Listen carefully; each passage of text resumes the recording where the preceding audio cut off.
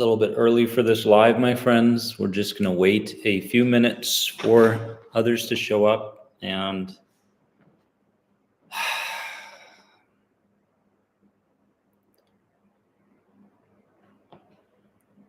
yeah, surprise, surprise.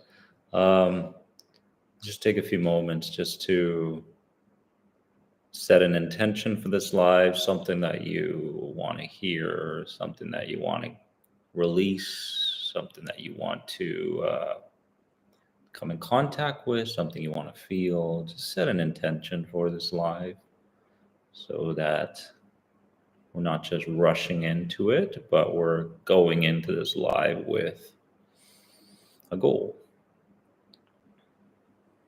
As we just take a few minutes just to kind of let the day go. Just take a few minutes, and this is important time. You can close your eyes just to let the day go. Just allow yourself, give yourself permission to be fully in this moment right here, fully with us, with all these beautiful people who may be going through a difficult time along with their progress that they're making.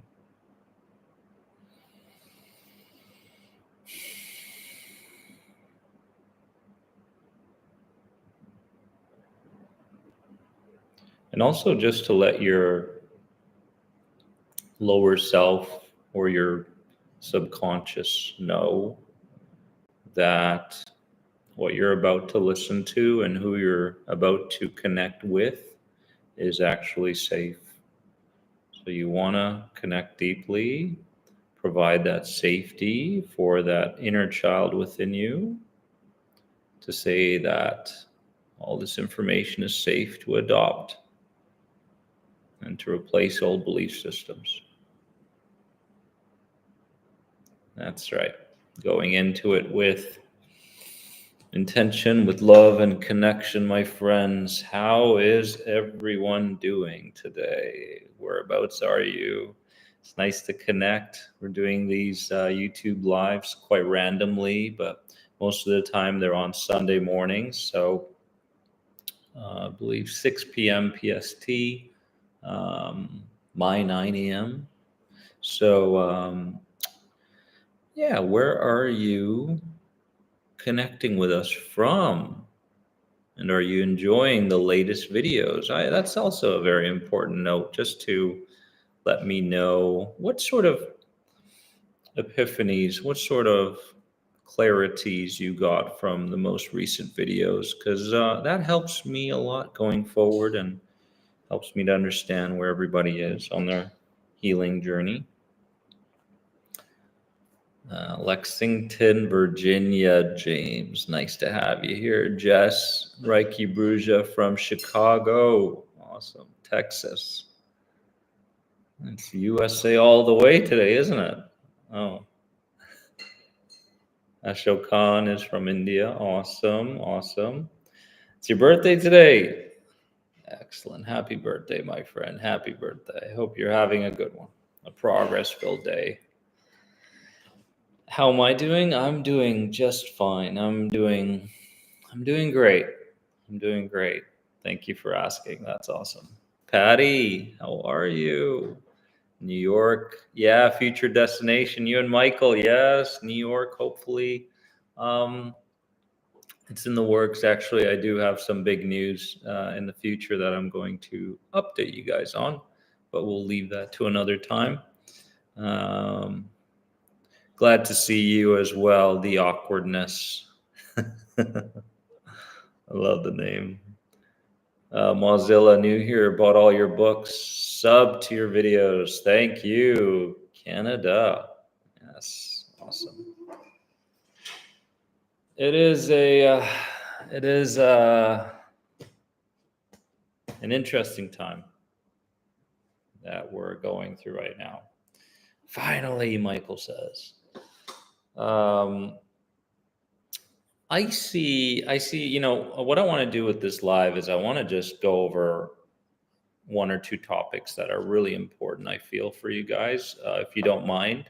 comment below if you don't mind me just ranting a little bit and kind of going back and forth with you. My voice calms you down. That's good. Calm down, relax. Good. Then the meditations will definitely help you. So I want to talk about a subject or two first, and then I want to get some of your questions. Okay, questions. Before I do any of that, Christina says, please rant away. Before I do any of that, touching on those topics, I just want you, and it's really good to take notes here as well, or if you just want to kind of wing it, whatever feels right, do that. Whatever feels right, do that. But I want you to notice if there's any parts of your body right now or any thoughts that are occurring that are kind of defensive towards being in this place, either with me, with these other people here that you may or may not know, attempting to not only heal anxiety, but to bring inner peace to your entire system, mind, body, and spirit. Notice right now if there's any part of your body that is not responsive, not willing to yet adopt these new ideas and belief systems. Maybe there's some itching going on. Maybe there's a lump in the throat that is preventing you from really expressing what you want to feel in your ideas. Maybe there are jelly legs creating tension within your legs because you don't have a firm grasp on the present moment. Maybe there's profuse sweating going on. Profuse sweating is a very common anxious sign for many people. Maybe you feel like you have to rush to the bathroom. I want you to notice what sort of defenses your mind and body are coming up with right now, and comment below, because it's important that you comment so that I know if this is happening or not. It's important because now you're going to bring focus and attention to these defenses. And when you bring focus and attention to these defenses, what's going to happen is you're going to start to detach yourself or disconnect from that part of you that is so afraid, from that part of you that is so ego-centered, fear-centered. So I want you to take note of what defenses are going on right now. And that's really one of our goals, is to kind of separate ourselves from any of that fear, the irrational, the past stuff, the suppressed and repressed feelings that we hold on to. Christina, and this is not a bad thing, just so you know, this is not a bad thing. These defenses are involuntary, they're unconscious. So we don't need to go and label them as being bad things and then label the experience as being bad. We're not doing that here. We're just paying attention to what that part of us is trying to say. Does that make sense? Comment below, guys. Rudy says, palpitations right now, but calm listening to you. So palpitations happening at an unconscious level, calm happening at a conscious level. We call this lower self and middle self, or lower self and decision maker. Cool. Jess, Reiki Bruja, chest area, vibrating feeling, which is very, very common with, from what I've gathered, my own research and experience with myself and other people, a form of burnout. It happens, a nervous system dysregulation. And so you're here at the right time, listening to the right stuff. There's a lot of people here with chest and palpitation stuff. Okay. Rudy Ibrahim says that as well. The awkwardness says headaches. Let's see here. Sammy says my mind and feet twitches, like why I'm here again. Isn't that an interesting defense right there? Tremors and impulsiveness. That's an interesting one. Yes. One that I can really relate to. Yes. Bree, exhaustion from insomnia, morning here. Good morning as well. Yes, good morning. Jess says brain fog again. These are great shares, because what we're doing now is we're revealing the language or the communication coming from your lower self. Does that make sense? Let me know in the comment section as well, because I love this back and forth interaction. This is what I do all this for.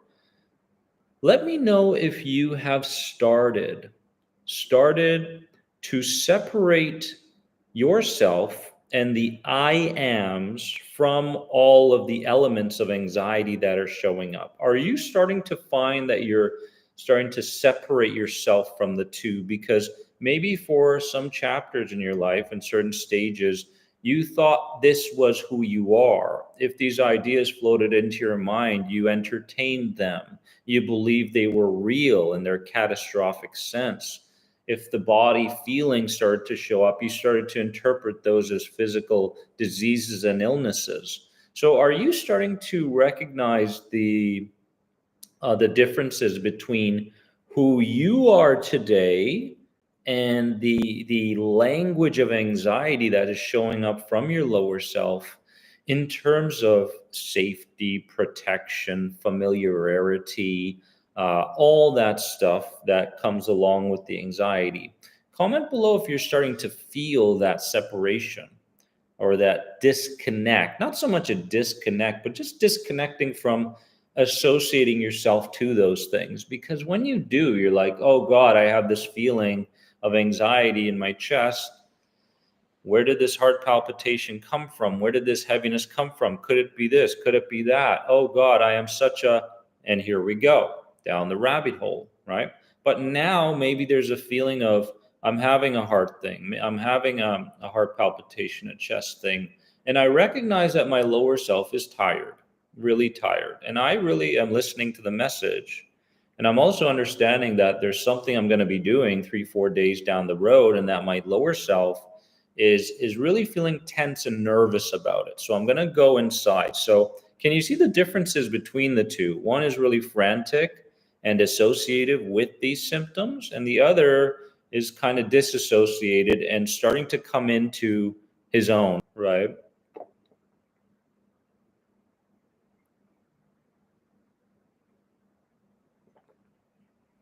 If you're in this place, I commend you, because it's interesting that you're here and listening to this and going through the motions of healing, because not many people will take this journey on. Most people will continue to do what they've always done and get the same results they always have, right? How are you, Mel? Good to see you. Awesome. James Palicky, I love the response, James. Thank you. I'm starting to be able to tell when it's my anxiety. Yes. Christina, always love your comments. I am slowly getting to this. And hey, I love that you're slowly getting to that rather than quickly getting to that. Because if you quickly got to it, you would never be learning the lessons that you have to learn along the way. So I recommend an approach where you embrace the slow process of healing the anxiety and coming to a place of inner peace, if that makes sense. I know deep down you just want to get rid of this and be free from it. But these are belief systems that have compounded for a long time. These are emotions that have been stuck in the body for a long time.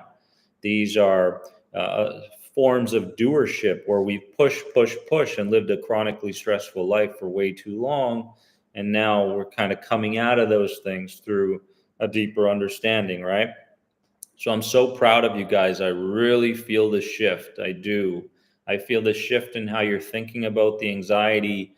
I feel a shift in how you're feeling towards the anxiety. I feel like you are starting to connect, um, starting to reconnect with the. If I may, lately, especially with the burnout videos and the adrenal exhaustion, adrenal fatigue, who here is actually going through that? Have gotten certain tests done, or kind of intuitively and physically just feel so run down and tired and feeling like they have to drink coffee or caffeinated stuff, or like you feel exhausted, tired, yeah, and it's just kind of perpetuating the whole anxiety loop. Okay, let's see here who's going through this particular stage. Because these are all stages, right? I mean, and the beginning of the anxiety disorder for me, it wasn't the same as 5-6 years down the road after that, where I was starting to feel the physical effects of it, the tiredness. It's kind of like a tired but wired feeling, right? Unfortunately, definitely, James says. Beverly says, me. I got vitamins. Check for that. Low on D and B12. Those two are very essential. Thank you. Thank you for adding that. Been taking B12, D, and magnesium. It's helpful for sure. Fantastic. Love to hear it. So there's a lot of people here, Lena, Natasha, that are in this tired stage. Now, if you want to check out those two videos that I made. One on the dysregulated nervous system and the other, the anxiety burnout. Those are important.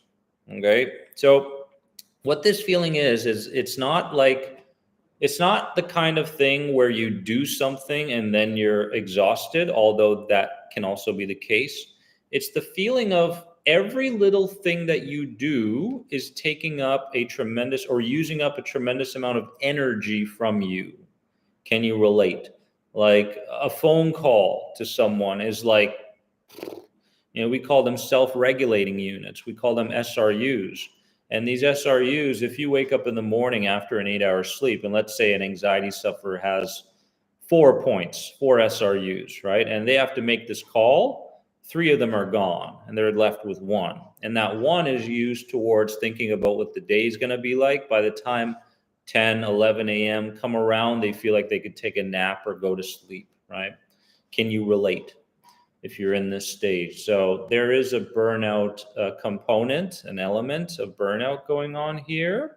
And I want to talk about that a little bit, right? Because it's so important. In fact, it's more important than your anxiety healing, okay? This burnout, this nervous system burnout, health burnout, this crash that you're going through, you must take priority number 1 prior to the anxiety. So there's so many people out here thinking they have to heal their anxiety disorder and heal their health anxiety, when in fact the very thing you have to focus on and heal is bringing balance back and homeostasis back into your system. Okay, and that is very, very possible. So one of the things to combat this, and the one probably in my books, this would be the most important thing. Okay, I'm just gonna rant before I take your questions. I'm gonna rant. I'm gonna talk about this in a second. Give this live a like if you enjoy it and are getting a lot from Tea with Dennis. All right, we're doing these lives regularly now, so give this YouTube Live a like if in fact you want more. And it's actually helpful because I need to feed my own ego. Just kidding. Those days are gone. I hope, from time to time it's still showing up, but hey, at least we're all on the right track, right? But anxiety is nothing to joke with, although when you bring humor to your anxious ways, you do tend to heal very quickly. So I will emphasize that humor is a very important part of the healing journey. When you start to bring humor into things that you do or ways that you think, this is helpful, very helpful. Farah says, love the lives, you're awesome. And so are you. Thank you so much. Now, got my chamomile, Mozilla says. So the most important part of anxiety burnout is rest, but there's different kinds of rest. There's controlled rest and there's uncontrolled rest. You want to write this down, you want to tattoo it in the front of your lips. No, don't do that. But there's controlled rest and there's uncontrolled rest. Controlled rest is the kind of rest where you say, okay, I'm going to take this 15-minute lunch break that I have. I'm going to go sit on the bench across the trees and I'm going to look to observe nature and calm down. Notice that the last 2 words which hold you back. I'm looking to calm down. Because once you place that expectation on your rest time, you will not rest. Okay, now you're using up the SRUs, the self-regulating units. You're using up energy to try to calm down, and you will get frustrated while you're sitting on the bench. Does this make sense?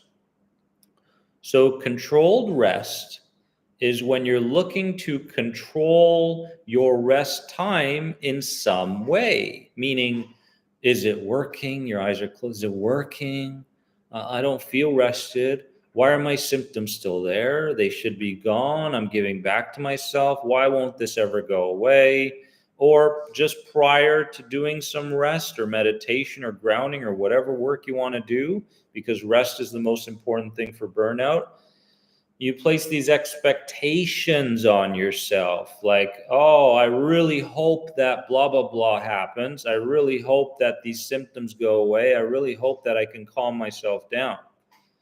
So controlled rest actually backfires on you. And at the best, it'll have symptom release.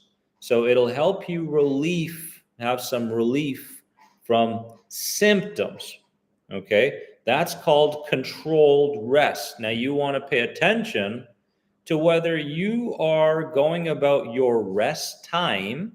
And if you're not going through anxiety burnout right now, this is also very important for you, because there's an element of reconnecting with your higher self, where you're going into meditation, where you're doing affirmations and all this sort of stuff. This is trance work, my friends. This is mild trance work that you're doing. So controlled rest is trying to control the experience, trying to have it go in the direction that you hope for. Okay. Does this sound like you? Comment below and look back on the last couple of weeks and evaluate, kind of reflect on it and go, God damn, like when I do rest, I really am forcing it. Wow. Interesting. Or even worse, controlled rest also has an element where you're not really aware of the environment around you. You go to a cafe with blaring top 40 music that has frequencies that you don't want to hear in relation to your anxiety healing. Trust me, you're not going to feel much better. So it doesn't matter how long your eyes are closed, that music is affecting the way that you're feeling. So comment below, let me know if you understand this concept I've come up with in relation to controlled rest. Burnout, rest is the most important thing, but there's controlled rest and there's uncontrolled rest. A says, yes, expectations create disappointment. Dema says, what's up? Here we are. Mel has got her Chardonnay. Enjoy, Mel. I can't believe. Oh, Rudy. Okay, cool. Connecting. I love it. Love the live, Dennis, Ashokan, Narayana, Vijayana. You're very welcome. Thanks for being here.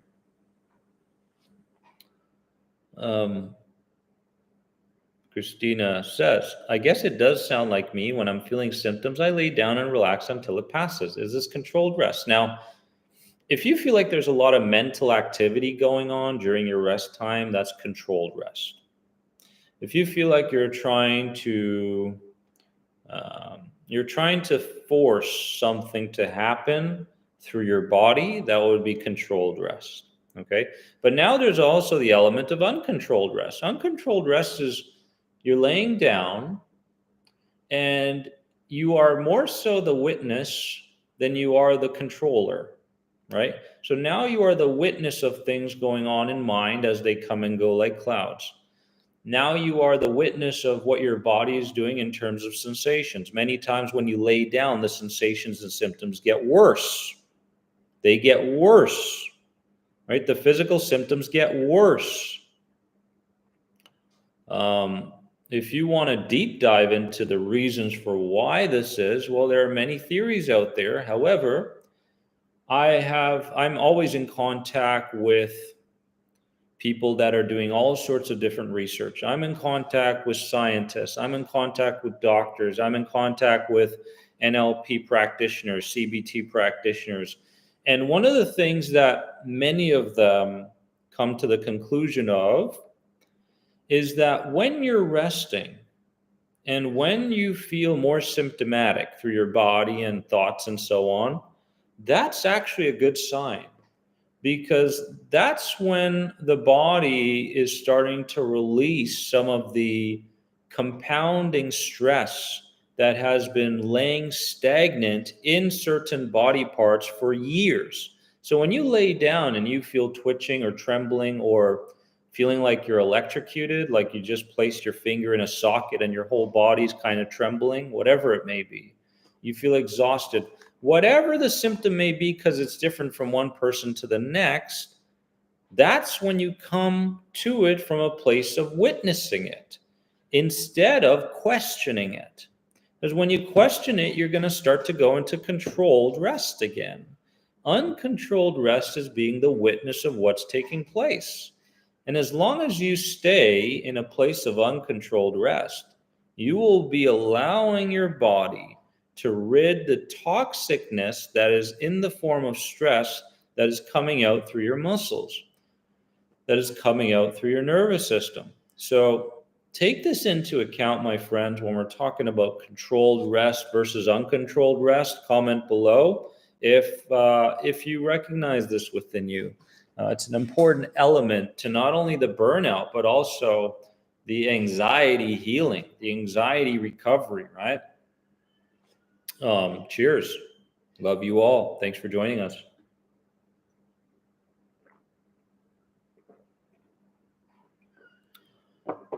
So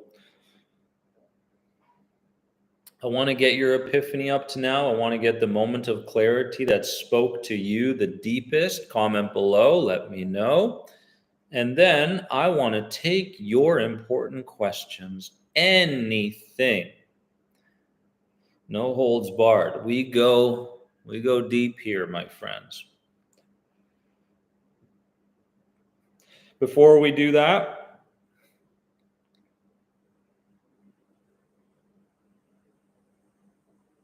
Christina, so we are to rest and just see the symptoms as clouds passing us by. Yes, without looking to control what's going on in mind, what's going on in emotion, and what's going on in the physical body, Christina. That's when we are starting to disconnect ourselves from the I ams, from the anxiety identity.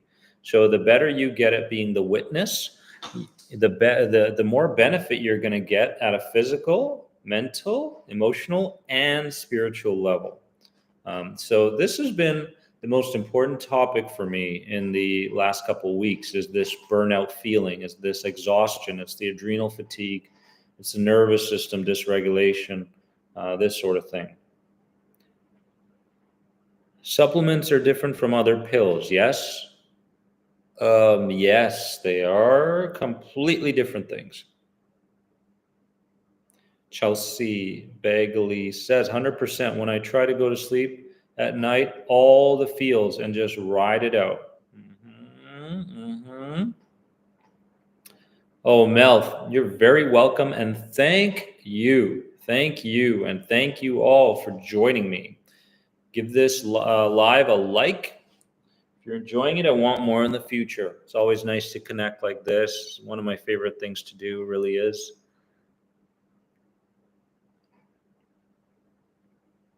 I remember one person saying in the comments section, Dennis, you really got this smolder look. So here it comes.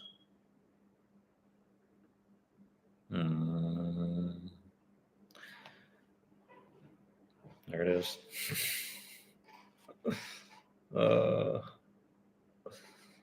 So, questions, your important questions.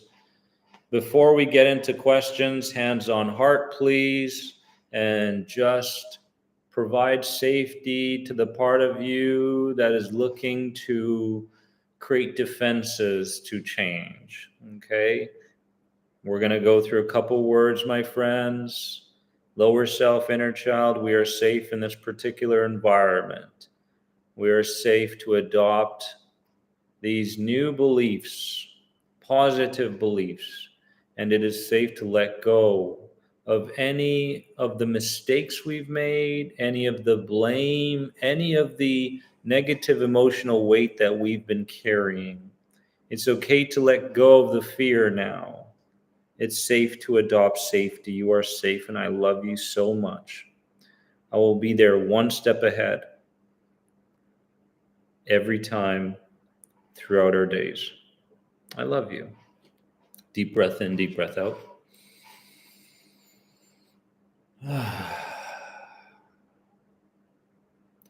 It's very important that as you go about your day and you find the defenses show up in mind or body, that you go hands on heart. And when you go hands on heart, you're reconnecting with the parts of you that want to get you out of the experience and the parts of you that are working so hard to try to protect you. So it's very important that you stay very deeply connected to those parts, my friends. Questions? I'd like to answer some of your questions. So please go ahead. Anything on your mind? Okay, so Christina, let's go for it. Let's start it off. Rudy, I will get to that question very quickly here. I'll try to answer them as quick as I can, guys, but I can't promise that I'll stay on topic. Sometimes I just kind of go down some other path. Okay, so why do we feel in the last month like I'm doing worse than I was before? Again, I'm having symptoms when I go some places and or to get together. Now, Christina, the first thing is you must get very, very good at not judging what you believe is right about the feelings or the symptoms. You're not very good at judging what's really going on in the body, just so you know. Okay. You may have an intuitive sense towards it. However, with anxiety, what tends to happen is our intuition gets diminished. Okay. And that voice starts to get further and further from our lives.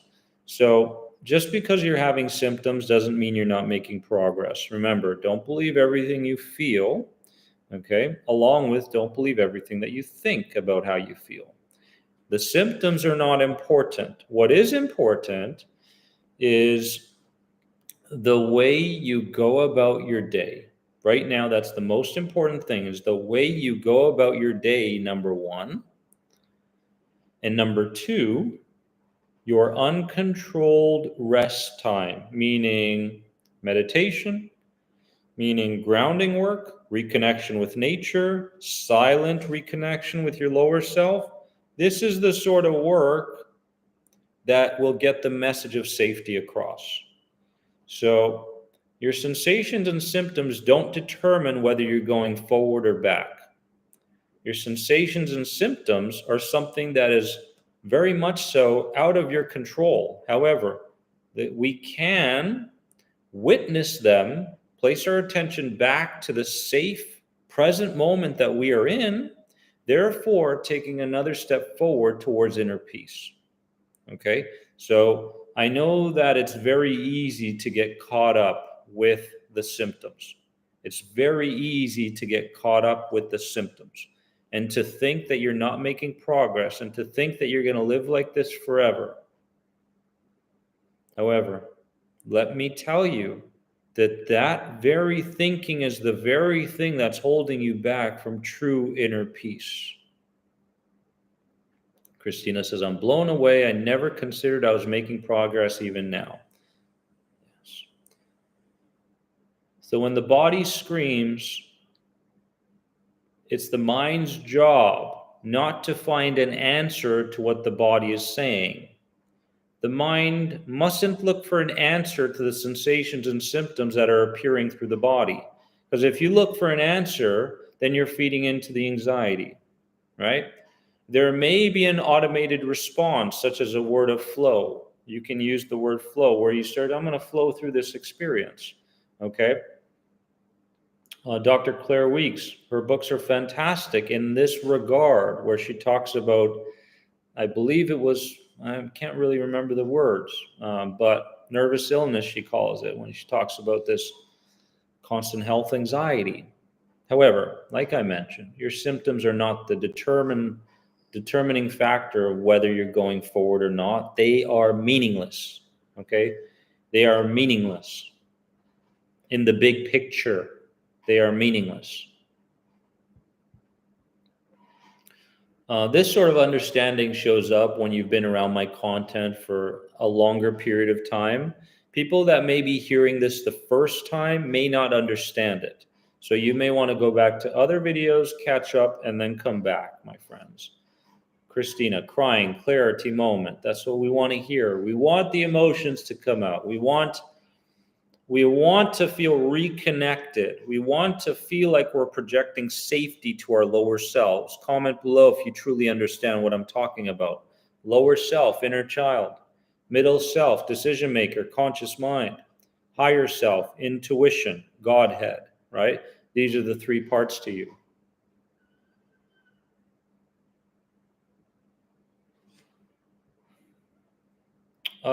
May Magdi, how long you think that someone can take to heal? It really depends on the person. Obviously, if the longer an idea has been around, the more challenging it can be to get rid of those ideas that spur on anxiety. Burnout can take a lot of time. So you want to kind of give yourself time. This is potentially a long and arduous journey. Remember that. And it must be embraced. It must be embraced. To be honest, when people talk about purpose, I don't believe it has anything to do with career.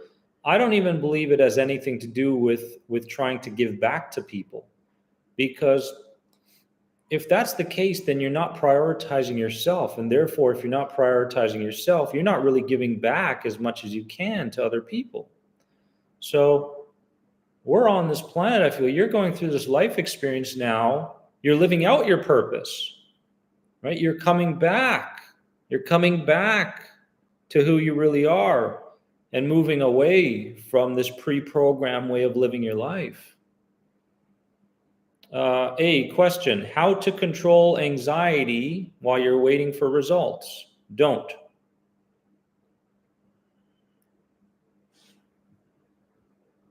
Easier said than done.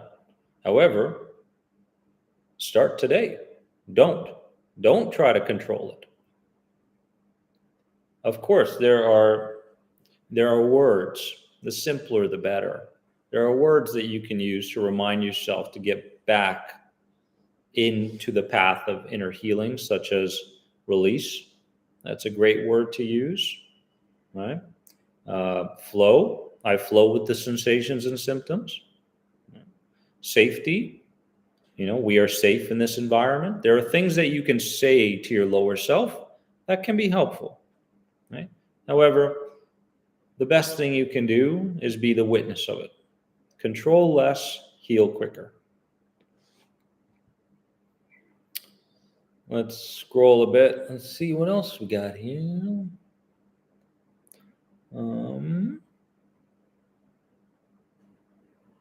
Now remember, May Magdi, there's a difference between ignoring a symptom and allowing it to be, right? There's a difference between the two, okay? Ignoring a symptom means that you're also ignoring the 4-year-old within you that is spurring on the symptom, okay? And one of the biggest reasons for why the symptoms get worse is because we have been ignoring the messages for quite some time. Okay. And so we don't want to come in and ignore the symptoms. We want to come from a place of listening to the underlying message in relation to the symptom. And we want to come from a place of reconnecting with that lower self to say, hey, these are things from the past. These are old belief systems. These are things coming from mom, coming from dad.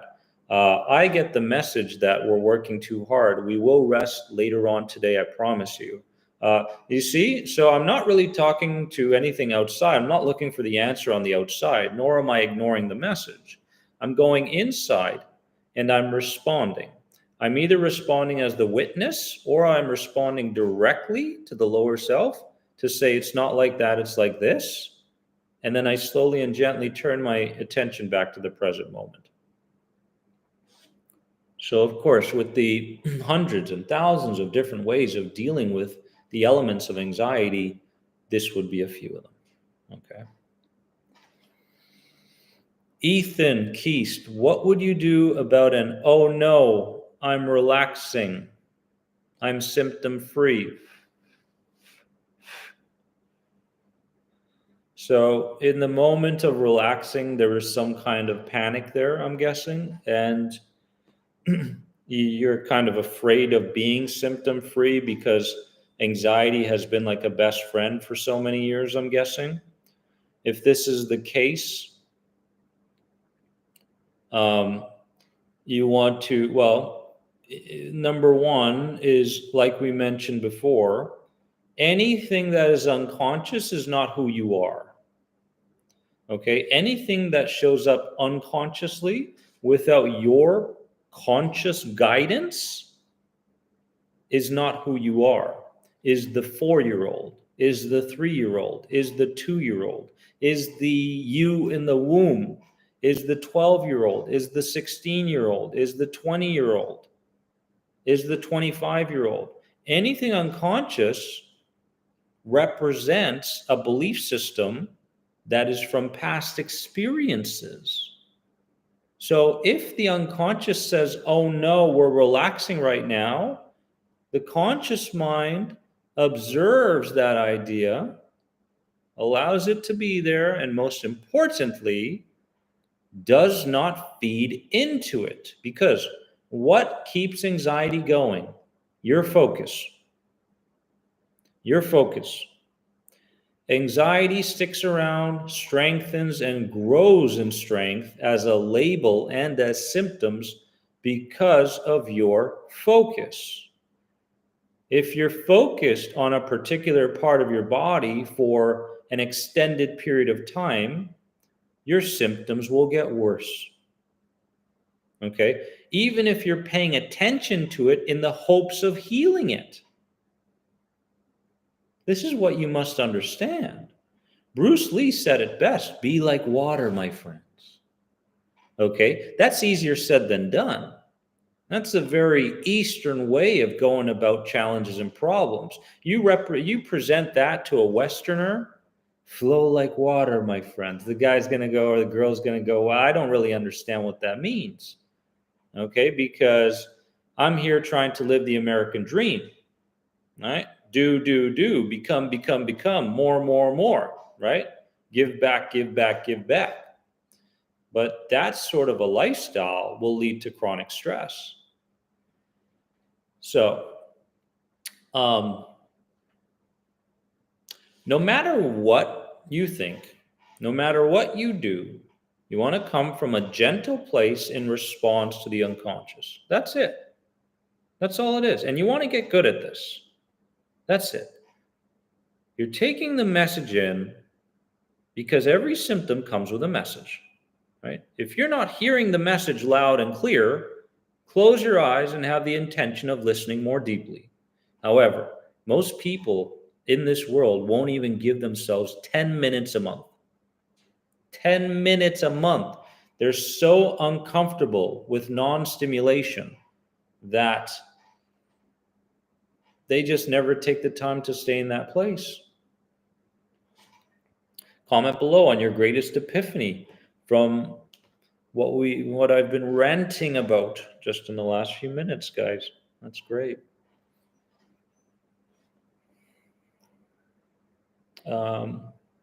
Ethan Keese, does that help? Okay, you're welcome. You're very welcome. Thanks for that great question. Your questions, guys, are really, really fantastic. Personal experience, Stephanie, in terms of GABA, on a scientific level, it seems to possibly help. Everybody's in a different chapter with different nervous systems at this stage in their lives. So it's a trial and error thing. It really is. But my thoughts on it is it has the potential to help. In my opinion, there are better supplementations that you can do, herbs that we're not really familiar with that do a very, very good job of calming the nervous system. A lot of Chinese herbs. You want to look into a lot of Chinese herbs because they work really well for me during my healing and to provide me with that clarity that I needed, right? Because what we're trying to do here is promote safety, right? We're trying to promote safety. That's all. The tension is about fear, right? Right? The symptoms, fear. All comes down to fear. Anger, fear. Sadness, fear. Those are all sub-emotions, underlyingly fear, right? Aha moment from Ah. I love it. Balance, rest. Thank you for all you do, the help you give. You're very welcome. Thanks for joining us here. And question, have you listened to Gabor Mate? Yes. Yes, I have. I have. Mm-hmm.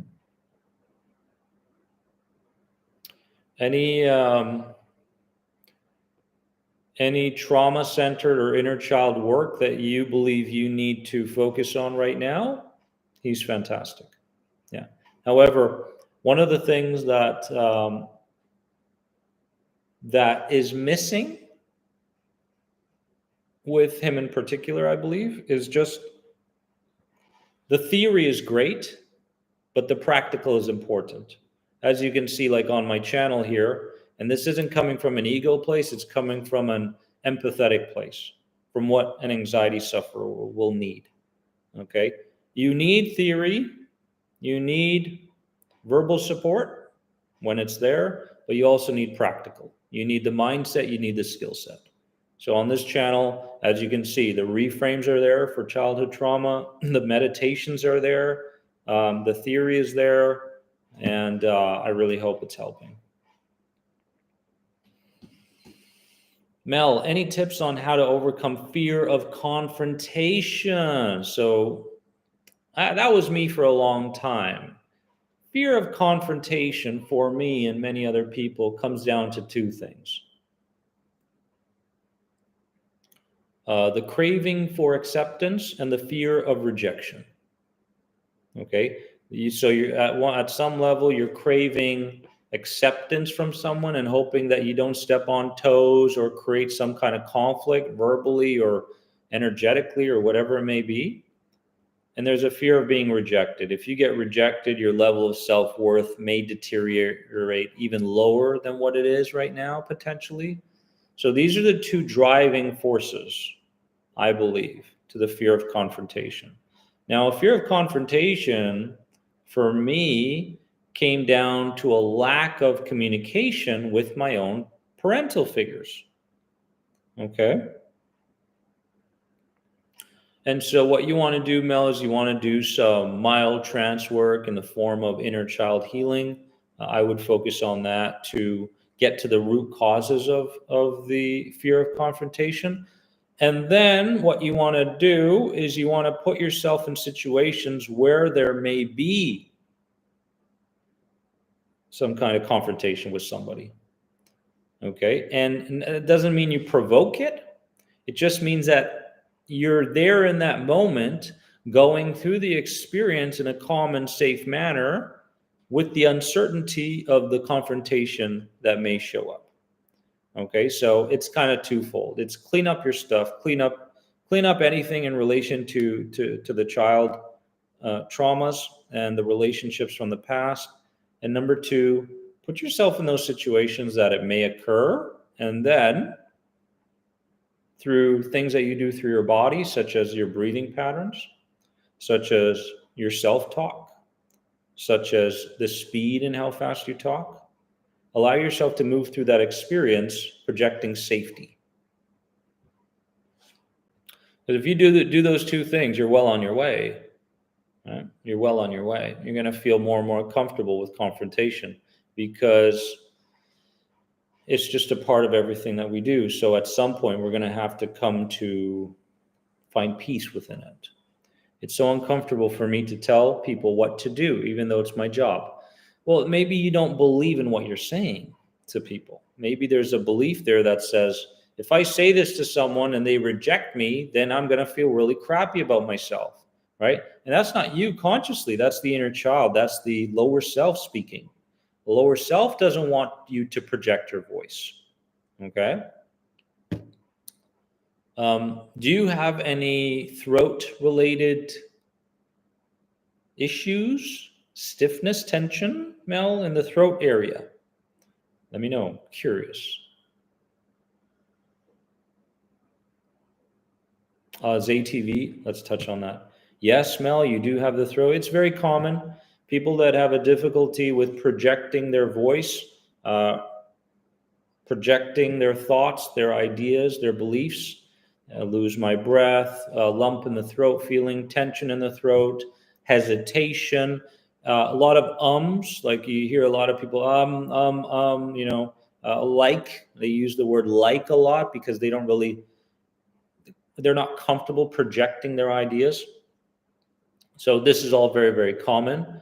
Now, make sure that as you're projecting your voice, you're very aware of how you're doing it as well, right? So lower self is always listening to what sort of ideas you have in any given situation. Lower self is listening to how you're projecting your voice. It's listening to all these things, how you're projecting your body. So in that moment, when you're speaking to someone, lower self is paying attention. So if there's a conscious hesitation, then you're justifying its fears. It says, yeah, that is a fear, and we need to strengthen that. However, if you start to use your hands a bit more, you start to get a bit louder, you start to be playful with it, right?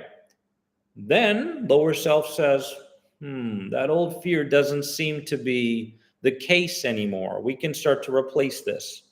Okay, so it really is the way you project yourself, because honestly, we go about our lives thinking that we only have to be this one person.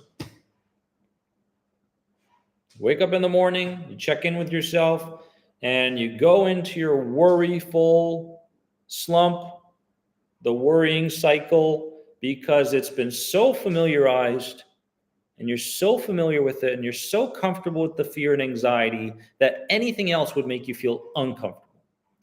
The truth is, as you go about the day, you can be 50 different people, right? And this is something that you need to understand. When we were children, right, sometimes we would tell the other kids, okay, everybody sit down and it's time for me to speak. And we would imagine that we're giving this big speech. Welcome to the show, everyone. Today we're going to go into yada, yada, yada. And you became that person. And then you went playing on the trees and you were a completely different person. You were so brave and you were courageous now and you were strong, right? And then other times you were sitting on a bus and you were imagining that you were the passenger on a bus and you were the observer. You know, it's okay to be different people at different times of the day. You, Mel, have to project that part of you that still lives within you, right, during those very moments. And that way, the sensations and symptoms will clear up. Yeah, I know. Let's see here. Oh, someone asked about my thoughts on acupuncture. Let's see, where was that? ZTV. We didn't touch on acupuncture. My opinions on acupuncture are this. Acupuncture has a very important healing element to me, not only for the calming of the nervous system, but also for deeper insights and creating inner harmony.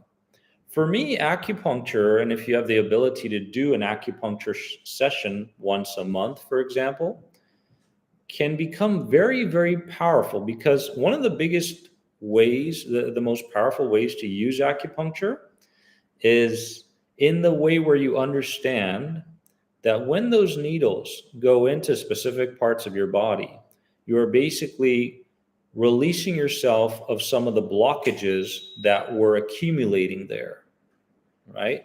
So when those needles get stuck in those certain parts of the body, or when they enter into those parts of the body, there is potentially there's a release of emotions that show up. Sometimes people cry, sometimes people sweat more, and this can all be associated to things that are positive. So in terms of acupuncture, for trauma work and specific body work, I love acupuncture. especially for anxiety. I also love acupuncture because it brings you into an alpha brainwave state. And when you're in an alpha brainwave state, that's when you can begin to create suggestions for the lower self or inner child to begin adopting. So if you're listening to affirmations, or if you are telling yourself affirmations in the moment of your acupuncture work, even more powerful in my books, because within that alpha brainwave state is when I believe some of the most healing work is to be done. So those are some of my thoughts. I hope they help you. Let's see here. Let's go into one or two more questions, my friends. Check out the pinned post really quickly. In the pinned post, there is the link to our Facebook page, which we have now again after 3 years of not having it. So please connect with us on Facebook. Go ahead and follow that page, because we're going to be doing regular lives on that page and YouTube. Those are the two places we're going to do live. So 2 weeks from now, it'll be Facebook.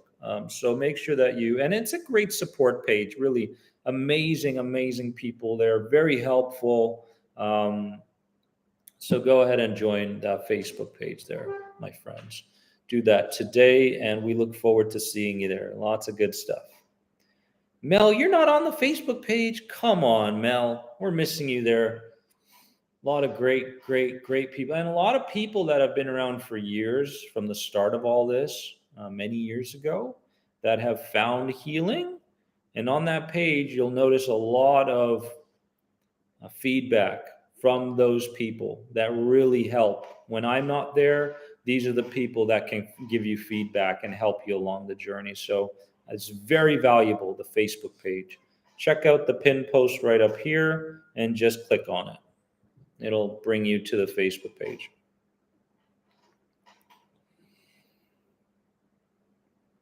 Let's see. Oh, cool, May. See you there. Awesome. Yeah, that page is, along with YouTube, are my two priorities, really. Everything else for me, I don't really care so much about, to be honest with you.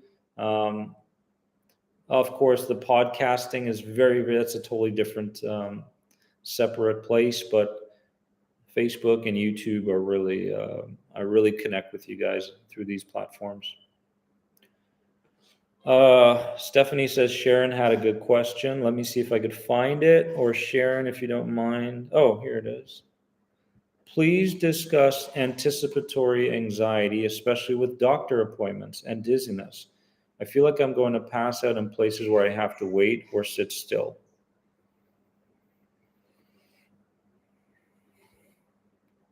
Wow, Bear, thank you so much for the donation. That's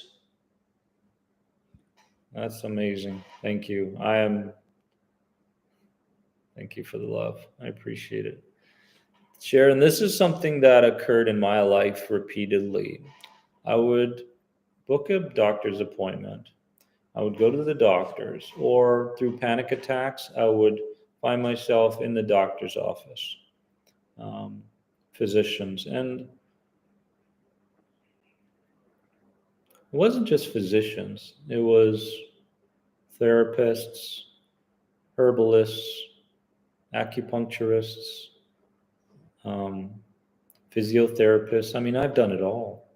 And because there was so much uncertainty around what was going to happen, I allowed these ideas to kind of roll into my body.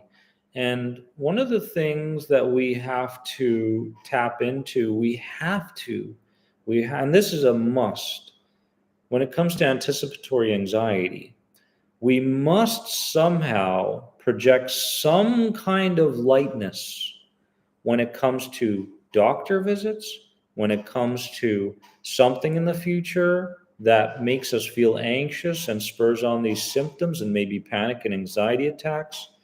There has to be some sort of lightness that accompanies the fear. Okay? Now, What sort of lightness is open for discussion. From personal experience, when I started to get scared of the doctors, and this had gone on for years to the point where I said enough was enough. I have to do something different. I can't keep living like this. It's tiring. It's exhausting. And the other thing is all the fears that I thought would come true never came true. So at the same time, I was wasting a lot of time and energy on these ideas, right? Prior to doctor visits, the anticipatory anxiety. So every single time, and again, what's the best way to reprogram yourself for this stuff? Not in a beta brainwave state, in an alpha brainwave state. So what I did in that moment, if I knew the doctor visit was coming up 2 days later, I closed my eyes.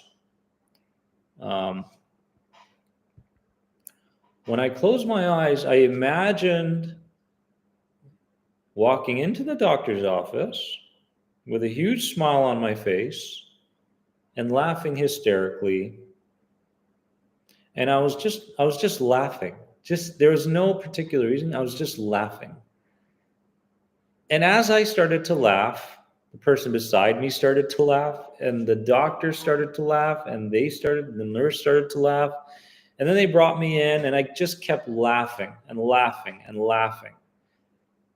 And the laughter wasn't coming from a place of ridiculing my lower self or inner child that was spurring on anxiety. It was trying to bring some kind of lightness to the situation. Because here's what you don't want to do. You don't want to create a tug of war between thoughts, right? Oh my God, this could happen. The worst scenario could happen. Or this could happen. Oh, but maybe this could happen. Oh, but that could happen as well. You don't want that, right? So close your eyes, get into an alpha brainwave state, go through the experience exactly the way you would like it to go. Bring some form of lightness to the experience itself. And when you're going on the day to the doctors or whatever it may be, have the confidence, right? Have the confidence within you that says, I'm working on the emotional work, and therefore it's going to project in its physical form sooner or later. Okay, so because you're doing the emotional and mental work, more often than not, that has a physical component to it in terms of healing soon after. So honestly, when it comes to the anticipatory stuff with the anxiety, the doctor visits and stuff, I had to come to a peaceful place with doctors, especially like it wasn't so much the doctor. It was a lot of it was like the gowns they were wearing and the equipment in the doctor's room, and that like cool smell that you get in the doctor's office where it's like overly air conditioned. I had to make peace with all those things, right? So that's the way I would approach it. If you can find some kind of lightness, stop the mental tug of war between thoughts, and imagine a better scenario, I promise you're going to get there. There is if you work in the office, in the hospital, even better, because now you can make peace with your environment. Honestly, if you're next time you go to work, allocate some time to sitting in certain areas of the hospital that make you feel uncomfortable. And as you sit there, just sit there without over judging how you're feeling or whatever it is, and try to make peace, not try, but make peace with everything that you see, hear, and feel in that very moment. Okay? So what's interesting is when I used to allow myself to spend time in the waiting room, which was a really tough area for me with my anxiety and panic attacks. After all of that, I would go back in the waiting room, I'd grab a book and I would just read. And I'd look around and I'd find the safety in things. I would say, wow, everyone here is on their way to better clarity, healing. This is a cool, positive place, yada, yada, yada. So slow down your speed, these sorts of things. And now that I know that you work in a hospital, even better. Now you can make peace with your environment in those ways. May Magdi, so you mean that whenever I came by a bad idea. I should imagine a good thing. Well, here's the thing. I don't want to tell you exactly what to do because I'm not sure where you are in terms of the stages of healing. I may say something to someone who's not ready to hear that advice. Okay? So I'm not going to tell you exactly what to do. However, what I can say is that when a bad idea shows up, that idea is not coming from you. It's coming from your lower self. And because you know it's coming from your lower self, it's a projection of things from the past, right? And you get to decide whether that idea is true for you now or not, right? And based on that, you can act, okay? Best way to go about it.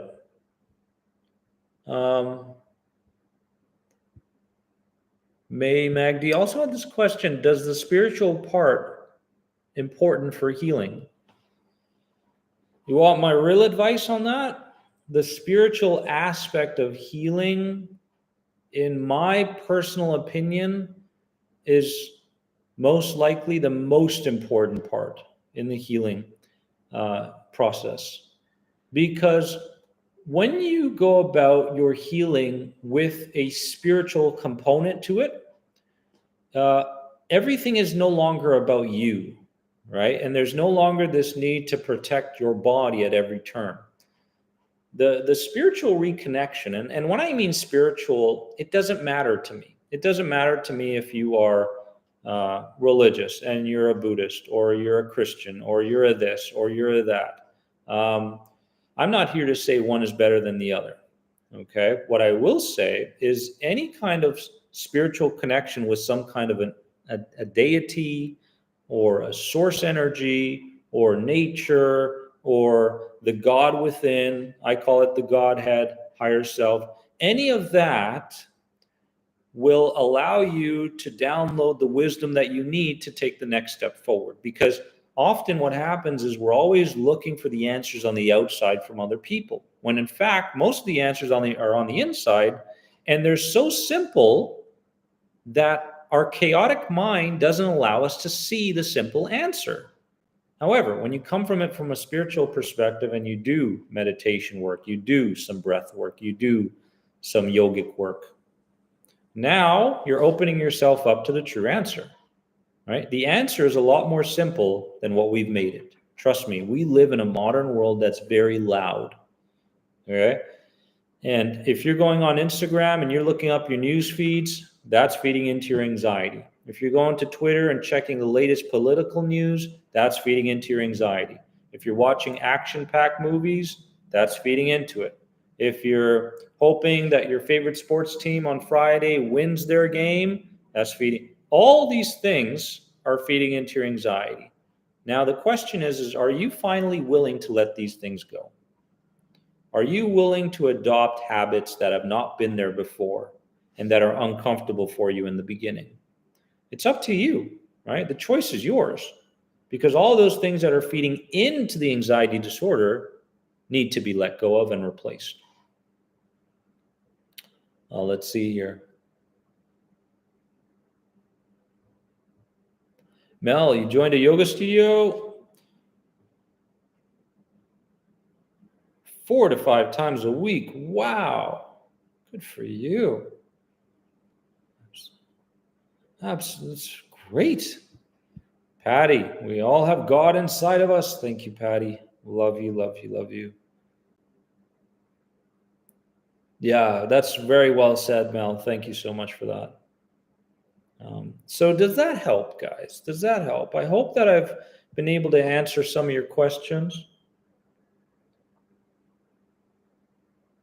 Qigong is a fantastic practice for anxiety. Absolutely. 100%. Because it's the speed in which it is done that is so very beneficial. And of course, Ethan has feel is a grounding practice as well. I love you all. I really do. I want to thank you for being here with me. Give this live a nice little like if you enjoyed it, if you got something from it. I look to do more of these in the future. Um, if you want me to answer more of your questions, hit the pin, head over to our Facebook page, and when I post something, ask me a question. I'm very active on that page. I will do my best to get back to you. Everybody here, I love you all, and I promise you, we are on the right path. Random, I'll get on your Facebook page. Cool. Nice to see you there. We are all on the right path. And just in closing, my friends, you know, I really, really admire your commitment. And I really hope that you give yourself permission to be authentic, really authentic. Authenticity is the healing ingredient to anxiety. And you're no longer needing to tippy toe around life. You can be authentic. You can speak up. You can smile when you want to smile, and you can be sad when you want to be sad. And there's no reason to judge either of those things because you are on the right path, my friends. Be authentic. Be as little children, as the great one said. And remember that you are more than anxiety. You really are so much more than anxiety. And I hope those words hit you at a deep level. I'll see you guys soon. If you get the chance, share this with someone in need, and let's help more people. Bye, guys. Super fun.